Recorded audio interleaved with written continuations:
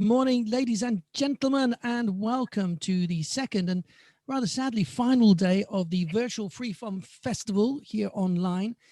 For those of you who were with us yesterday, you'll know that we had an amazing day filled with great cookery demonstrations and fantastic chats with Meet the Makers. And today is going to be even better, as we have a full day of fantastic food presentation and a great Meet the Makers session at the end. We are starting with a regular as part of Freeform Festival, someone that I've introduced many times. She's, of course, the amazing Christine Bailey. And the title of the demonstration today is Celebrate Stir Up Sunday. Gluten-free and dairy-free Christmas pudding and gingerbread cookies. Yes. And all of this presented by the award-winning nutritionist and chef, Christine Bailey. So, Christine, take it away. Oh, bless you. It's so nice to have you here again. It's weird having these virtual events because normally I'm seeing you on stage at the Freeform Festival, events around the country. So welcome to my kitchen, everyone. I was here yesterday showing you a couple of really lovely seasonal dishes, the red cabbage slaw and some superfood truffles. Today, I'm jazzing it up a bit for Christmas. My boys are so happy because we're having Christmas pudding early this year. This is my wonderful tropical Christmas pudding. It is gluten-free. It is dairy-free. You can make it vegan as well, and it's low in sugar. So what is there not to love? And actually, Christmas puddings, I mean, traditionally, Stir Up Sunday, it was last Sunday. I am aware of that. This is not Stir Up Sunday, but this is my Stir Up Sunday for you lot. And I have already made some Christmas puddings for the family, but I wanted to share this recipe with you because this is, I would say, this is the recipe that I have been using for years. And I developed it. I am celiac. I've got children who are gluten-free and dairy-free.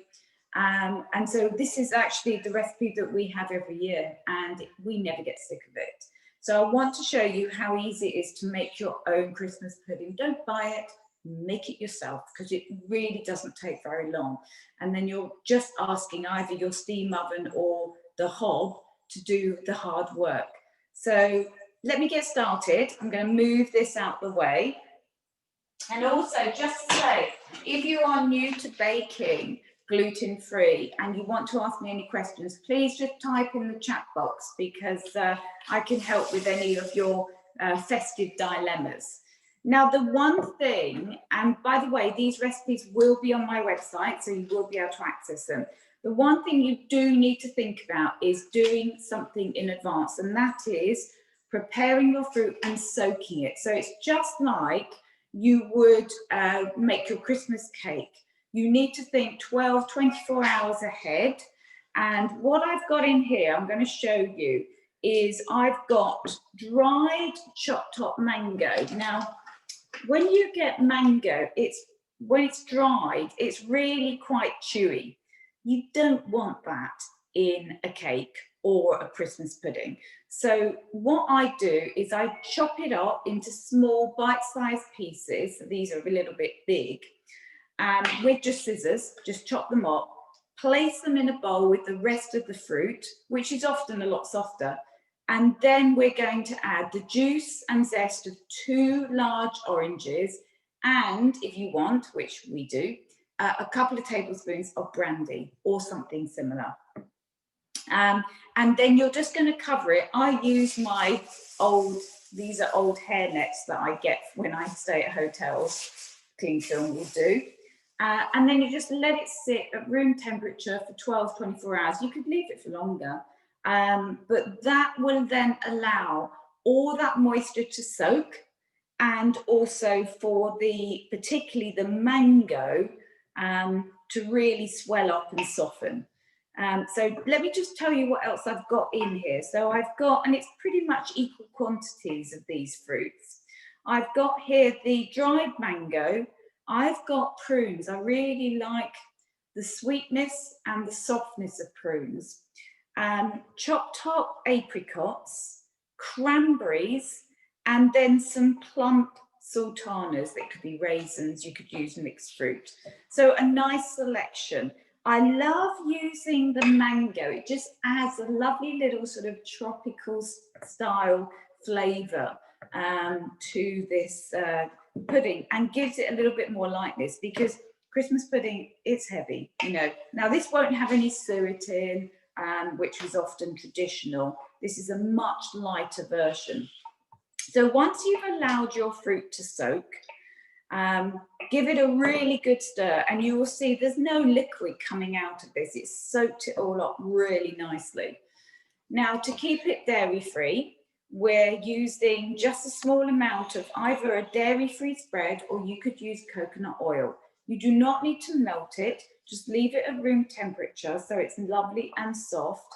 And remember anyway that traditionally, and this is what we do in our family, is all my boys, and they're teenagers now, and they still do this, they will do their stir, they'll say their prayer or their wish. And so this will easily get incorporated. The amount of stirring that happens in this household with Christmas pudding, this will all get mixed up. But if you leave it at room temperature, then you can see that this will blend in very, very easily. So that's the fat, and that helps to bind it together. Now I am going to use 2 eggs. And again, I'm just going to break these straight into the cake. You don't have to beat them first, because again, we're going to do a lot of beating anyway. Now, you can make this vegan. And what I tend to do is either do the flaxseed or chia eggs. And that is, for those of you who aren't aware, 1 tablespoon of chia seeds to 2 to 3 tablespoons of water for 1 egg. So you would do 2 tablespoons of chia to about 5 or 6 tablespoons of water. And you put that in a tiny little bowl, and you just allow that to soak for about 10 minutes. Then you would add it instead of the eggs, and it works fine. So if you wanted to, you could keep the eggs out. The eggs are going to help bind it together. There's no xanthan gum in this, or psyllium or anything like that. It really doesn't need it. So once you've given that a mix, and it won't look great, but Christmas pudding, when it's cooked, it's just divine. Then I'm going to add my drier ingredients. So a little bit of xylitol is not actually very much, because quite frankly, you don't really need a lot of extra sweetness when you've got all that dried fruit in.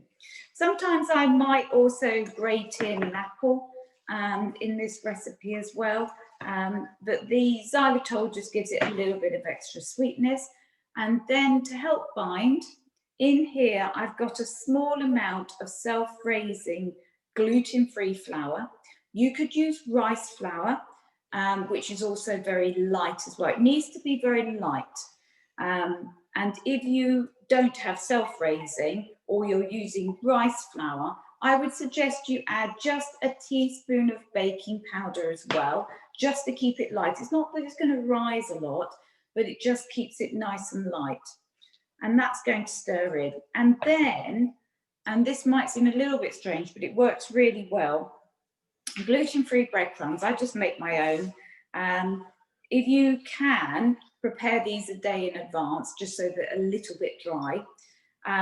And those are going in. So I've just blitzed those in a food processor, and that keeps it really light. And then I want a bit of texture. So what I'm going to do is I've got in here just some chopped nuts. Now, if you have a nut allergy, you can leave these out. That's absolutely fine. Those are just ready chopped nuts, and then my spices. So I like cinnamon.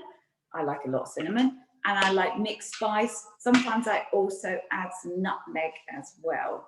And then it's a question of giving it over to the children and getting them to stir. And then you're just going to beat this really well. And then this mixture is now ready for either you putting your coins in, which we do. I sterilize coins and I stick them in the cake. That's just our traditional thing that we do. But then it's to put it in your pudding basin. Now, I sort of cheat a bit, in the sense that I use these prepared sort of plastic pudding basins. You could just make one big pudding like this, or just split it between a couple. Grease them really well and put the mixture in so that there is a little gap. You need 1 to 2 centimetre gap at the top. These ones actually have a cover, but traditionally you would have a ceramic pudding basin, and then what you would do is cover the top with an envelope of foil. Now the key is to allow some space for it to expand, because when you steam it, and you're going to be steaming it for about 6 hours, it will rise slightly. It will then sink a little bit, but you don't want to constrain the top too much, otherwise it's just going to start to try and get out the sides. So allow about a 2 centimetre gap at the top, and then you're either going to grease this top and put it on very lightly, or you're going to wrap some foil in an envelope so that it's almost like a dome over the top of the cake, of the pudding. Then you're going to steam it, either traditionally over some water in a steamer, or I happen to have a steam oven, so I'm really fortunate because I can just forget about it. And you steam it for a minimum of 5 hours, but if you want a slightly darker cake, 6 or even 8 hours of steaming. And then at that point, you're going to take it out, allow it to cool, and then you can just keep it in your fridge until Christmas Day. Every so often, you might want to just feed it with a little bit of brandy. It doesn't need that, but we often do that. And then on Christmas Day, you need to steam it again for about an hour and a half.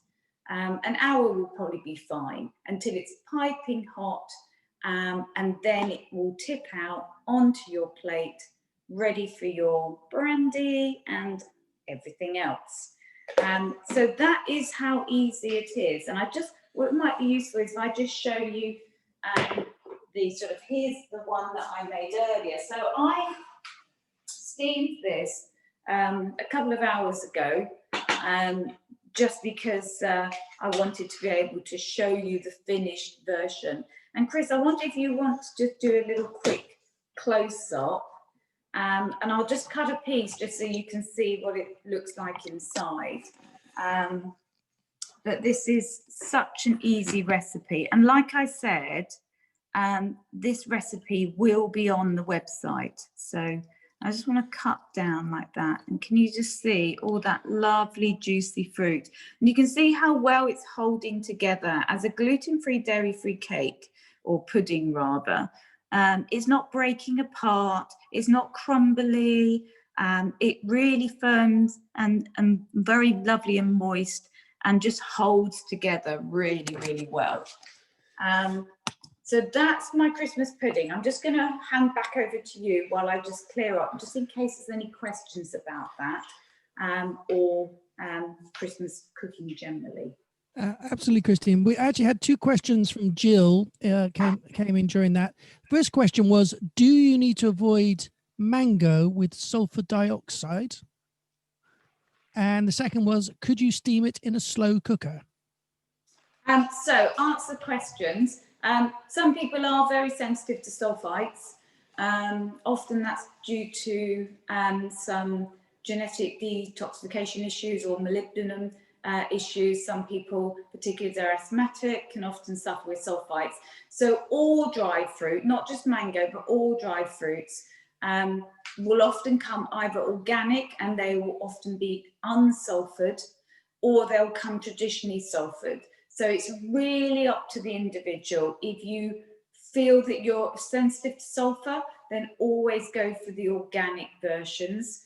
I mean, you can dry your own mango, you know, on a baking tray, just slice it very thinly and just dry it at a very, very low oven, or if you've got a dehydrator, you can do it that way. You can get organic dried fruits of all types. that won't have the sulfur in. So that's really a personal choice in terms of, you know, choosing your dried fruit. And you can vary that dried fruit as well, of course, depending on what you've got available.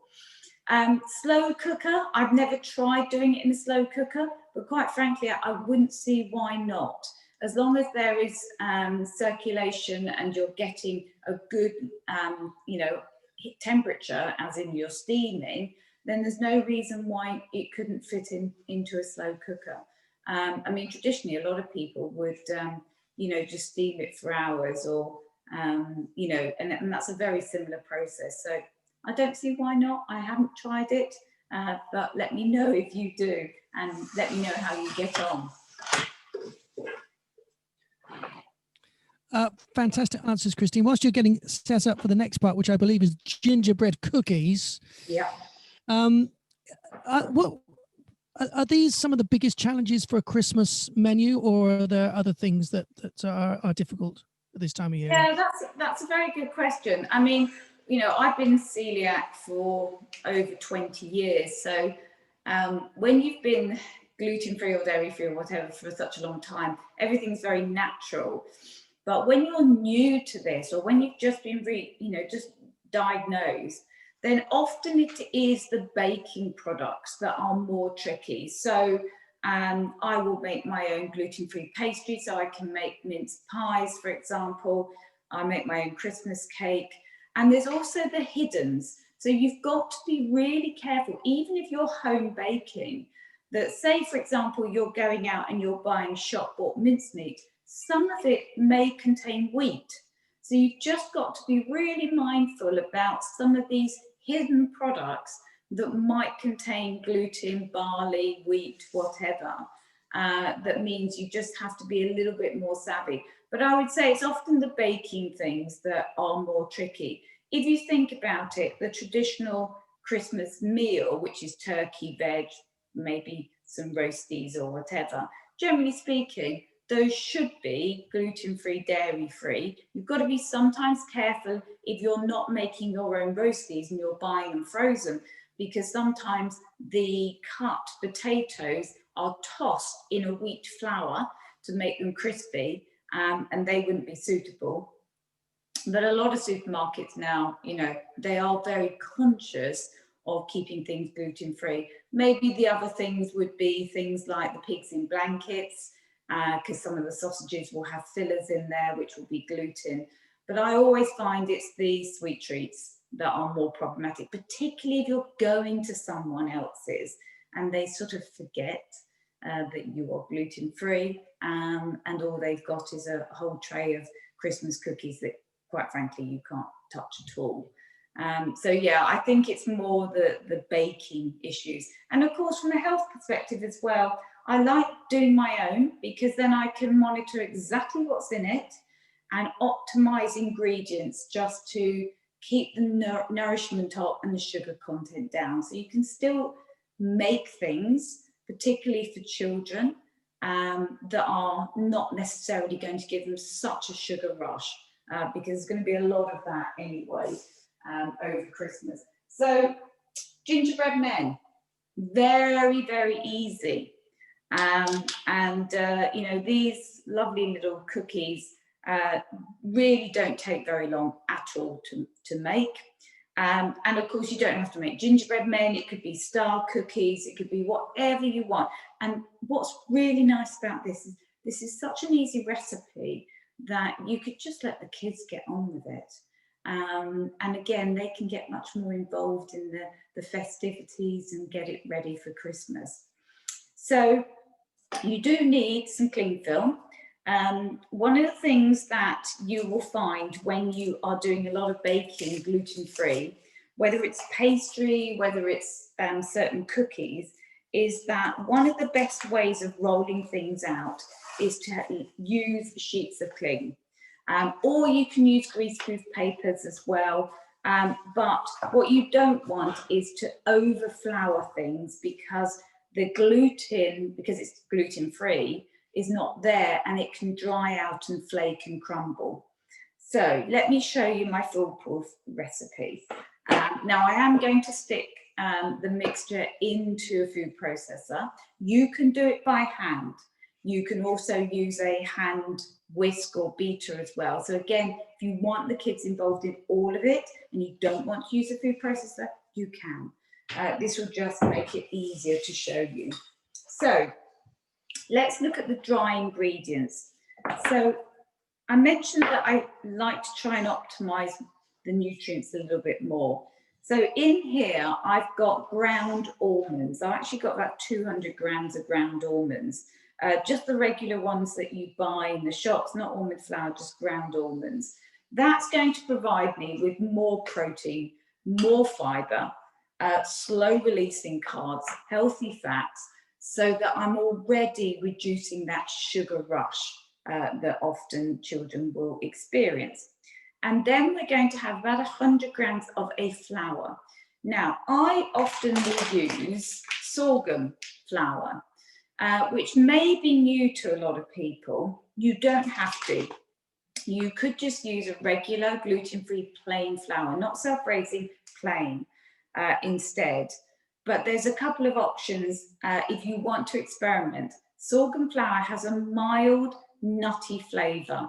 It's quite high in fibre.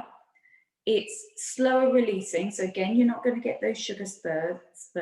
It's naturally sweet. So it lends itself well to cookies, muffins, things like that. Pastry as well, actually. And very rich in antioxidants. So it's a really healthy gluten-free flour. And sorghum, you know, it's been used for hundreds of years. It's a staple in Africa, for example. Often the grain is used to make porridge. So that's an option. Or, as well as the ground almonds, you could use almond flour, which again is very popular for gluten-free and paleo-style baking. And again, much higher in fibre and protein and so on. So those are your options. So I'm putting the flour in. So we've got a combination there, which just adds a little bit of texture. And also because gingerbread cookies are naturally quite warming, nutty, caramelly. These types of flours and the nuts work so well with ginger and spices generally. And then just to help it bind, I've got just a touch of xanthan gum and a little bit of bicarb soda. You don't want baking powder in this. You don't want them to rise. You just want them to spread a little bit. And then my spices. So obviously ginger, but also I really like adding cinnamon as well. It has such a lovely warming flavour. Now you could add some fresh grated ginger at this stage as well for a real ginger kick. But the dry ginger works so well anyway. And then we're just going to give that a mix. So you could do this in a bowl. You don't necessarily need the food processor.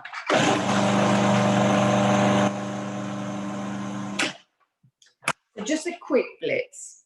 And then we're going to add the wet ingredients. So again, a little bit of dairy-free spread or coconut oil. It's only 50 grams, just a small amount to help bind it. And you will get quite a damp dough. And please don't worry about that. Then 1 egg. And again, you can do these vegan in the same sort of way. So that's absolutely fine. I like adding just a touch of vanilla to the mixture as well. And then the only sugars that I'm adding, and I've got a cup here of warm water, just because if you heat your spoon just slightly, it's easier to spoon in the molasses. So I've just got 1 tablespoon of molasses or treacle and a couple of tablespoons of honey. And again, that could be maple syrup, it could be coconut syrup, yacon, anything like that. That's all I'm going to use. And then it's just a question of blitzing it up to form quite a soft dough. So let me just do that and I'll show you.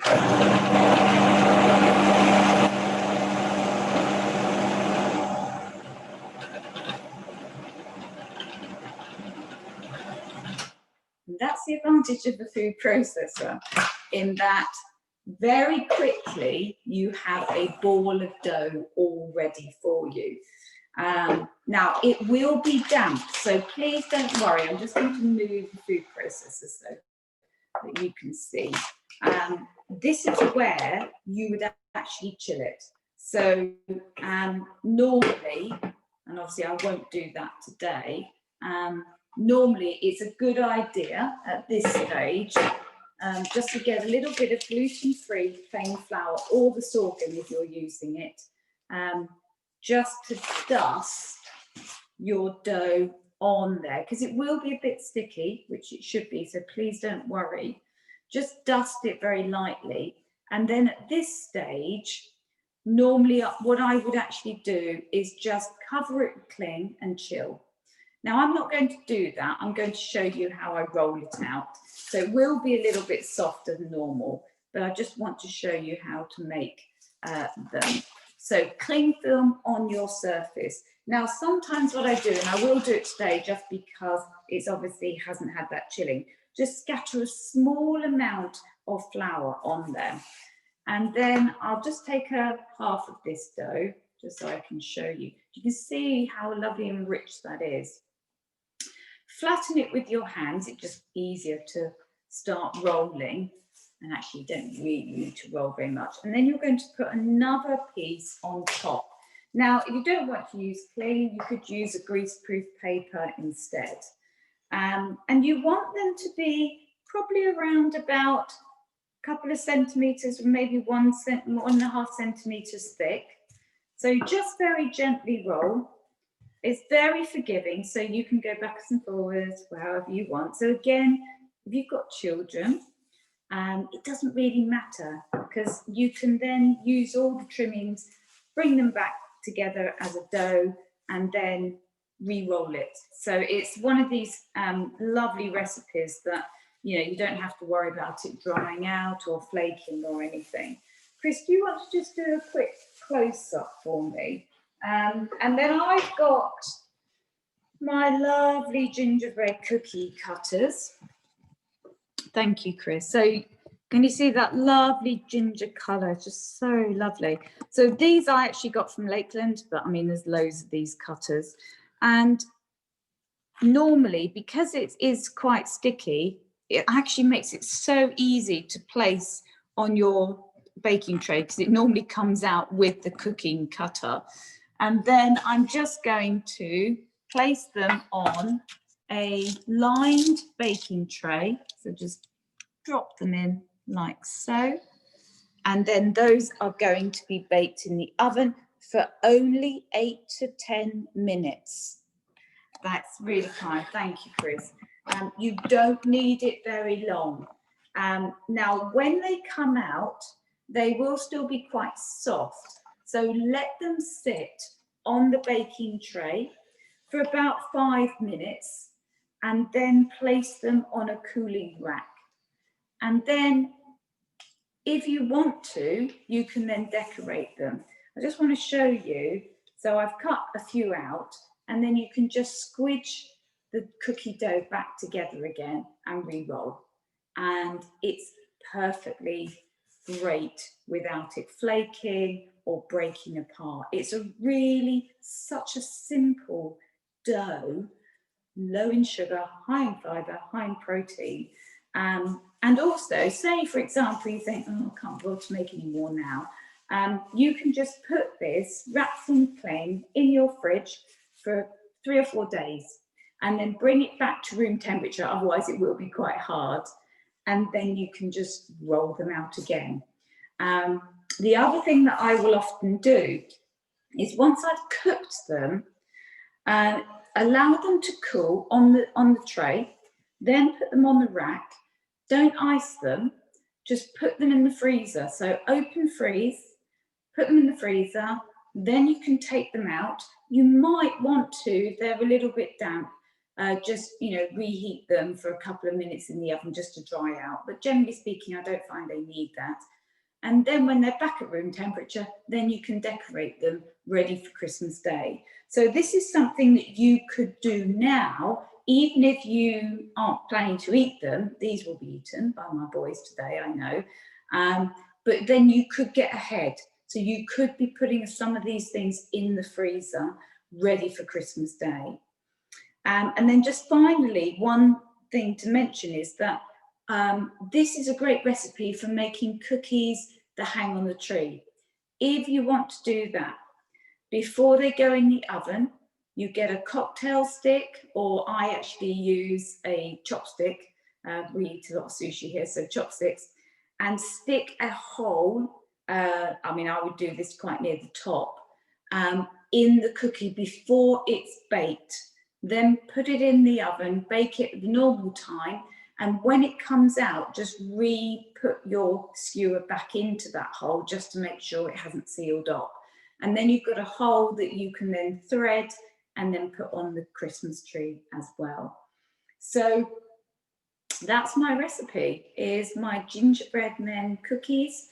The icing is just straightforward, regular icing with a tiny bit of water. Do you want to do a quick close-up, Chris? Chris is desperate to eat them. That's my hubby, by the way. So these are my cookies. And, you know, you can let the boys or your children go mad. I haven't obviously done too much icing since I wanted to keep these relatively low sugar. You could also use melted chocolate, white chocolate, dark chocolate instead. But you can let the kids go mad icing if they want to, or you can just have them plain. So I hope that helped. Well, I think that's more than helps. It's absolutely incredible. They look beautiful, and like you were saying earlier, one of the sad parts, I think we were talking about this before we went live, one of the sad parts of not being able to do these shows live for people is that no one can try them. And that's always the best bit of your food demonstrations, is trying your fantastic presentations. However, we've got some questions. So Jill has 2 more questions for you. She says, could you substitute the ground almonds? Her son has a nut allergy. And also, what sort of vanilla do you use? Sorry, I didn't catch the last question, the last part of that question. Oh, so the first question is, what would you substitute for ground almonds, because her son is allergic to nuts? And the second question is, what sort of vanilla do you use? Right, okay, so that's a very good question. So yes, you can. Now, I wouldn't necessarily use all gluten-free plain flour. I think that would be a little bit, you know, of a sugar rush. It's a little bit light. So what I would do is, if you can get hold of sorghum flour, and I just buy mine online, you know, Bob's Red Flour Mill is a very good source of getting individual flours. The sorghum one, this one, I would sub the almonds for the sorghum, so about 200 grams of that. And then I would probably do something like this, just a regular plain flour, which is the Free by Dust Farm regular plain flour, and do a combination of these two. So that would work really well. I just use a natural vanilla extract. So, you know, there's loads of the versions around. You can also get the paste, which comes in a tube, and that's a lot stronger and darker. And those would work really well. I mean, that's optional. You don't need the vanilla because you've got all these lovely ginger flavors. What sometimes I do, if you really like your ginger kick, then if you've got a jar of stem ginger in the fridge with the syrup all around it, instead of a teaspoon of vanilla, just pour in a teaspoon of that ginger syrup. And that would really emphasize the lovely warming ginger flavor. So that's another option as well. So hopefully that helps. Fantastic. We've more questions flooding in, Christine. So this is Alison, and she asks, when using the flaxseed egg alternative, do you also add in the flax seeds or just the water? Yeah, that again, very, very good question. You add everything. So what I tend to do is use, with chia seeds and flax seeds, I tend to use, if I don't want those bits, or if I'm not processing it a lot in the food processor. So say, for example, in the cookies, I would tend to use ground chia or ground flaxseed. And then you put the tablespoon in, add your water, give it a little stir, leave it for 5 to 10 minutes, then you add the whole lot. Now, with the Christmas pudding, actually, I quite like that texture. So I would use the whole flaxseed or the whole chia seed. And again, the whole thing goes into the mix. So you always use all of it. Now, obviously, if you can't eat seeds, then there are lots of egg replacers as well that you could try. So for example, half a mashed banana would work well in the Christmas pudding, or even stewed apple. Sometimes not necessarily in a cookie, but sometimes I might also in a cake use a thick coconut yogurt, for example. So there are other things you could use as well instead of an egg replacer. And I've got a lot of ideas on my website and the blogs about substitutions, and also in my book, which is all about children and food allergies. My kids can't eat that. I have a whole section about substitutions for everything, whether it's dairy, gluten, eggs, and that will give you a lot of different options as well. Fantastic. I still have 2 more questions for you. Gwyn says, what's the difference between ground almonds and almond flour? Yeah, very good question. So ground almonds, I mean, you can make your own almond flour from just almonds or ground almonds. Really, the almond flour is a lot finer and heavier. So the reason I don't use all almond flour is you would actually get a cookie that was quite dense.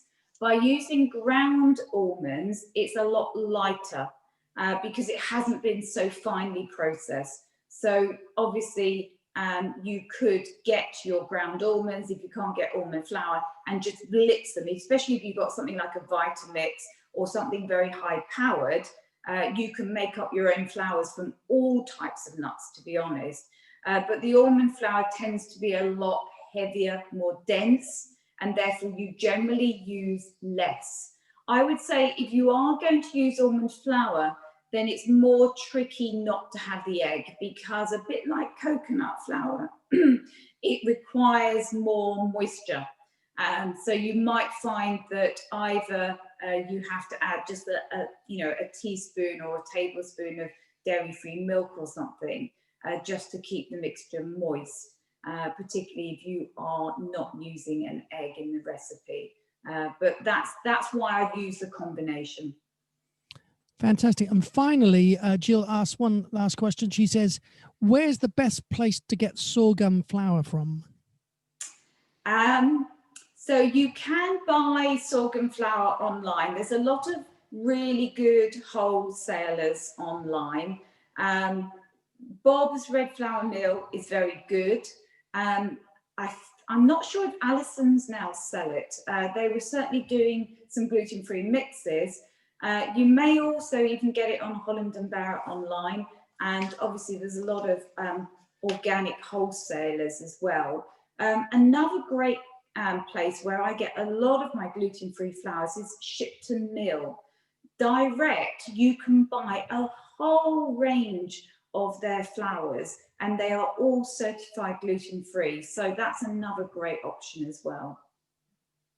That's brilliant, Christine. Well, I think that's all the questions we've dealt with. You've managed to produce 2 incredibly good looking and what look absolutely delicious. And I'm sure as they're going to be demolished by the kids, the proof is in the pudding, right? Absolutely. And I tell you, these are going to be enjoyed today. And just a reminder, everyone, that these recipes will be on the website later today. So if you are keen to make your own, then please just visit the website, which is christinebailey.co.uk, and you'll be able to access all the recipes from today and from yesterday as well. So I hope everyone will enjoy them and enjoy the rest of the Freeform Festival. Oh, thank you, Christine. Listen, we've got some lovely messages coming in. Leslie Ann is saying thank you for all your wonderful information, and that the gingerbread cookies look great. They do. They just, it's you're doing not only doing an amazing job for your own family, but for the rest of the world that want to enjoy fantastic food and still be able to deal with whatever allergies or intolerances they have. Thank you, Christine. Have a fantastic Christmas. I look forward to seeing you on the next Free From event. Thank you so much. Thank you, everyone. Okay, that was Christine Bailey.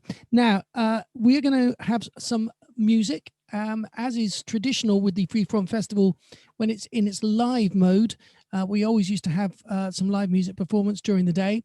However, we're going to do it in a slightly more digital format. We've got some exclusive performances that have been put together for us. And we are going to experience the wonderful Ilo, who's been a part of every single Free From festival pretty much since the beginning.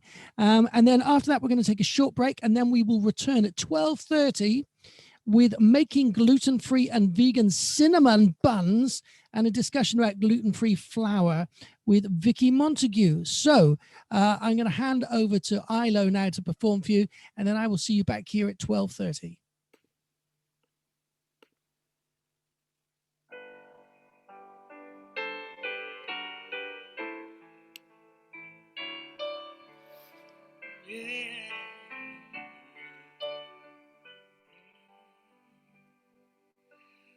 I'm dreaming of a white Christmas, just like the ones I used to know, where the treetops glisten and where children listen to hear sleigh bells in the snow. Oh, I'm dreaming of a white Christmas with every Christmas card I write. May your days be merry and bright, and may all your Christmases be white.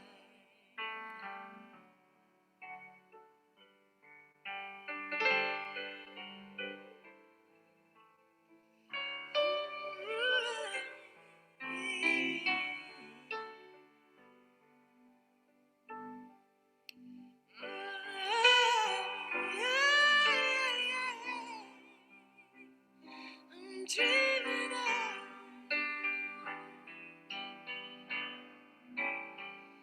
oh, I said I'm dreaming of a white Christmas, just like the ones I used to know, where the treetops glisten and where children listen to hear sleigh bells in the snow. Oh, I'm dreaming of a white Christmas with every Christmas card I write. Oh, may your days be merry and bright, and may all your Christmases be white.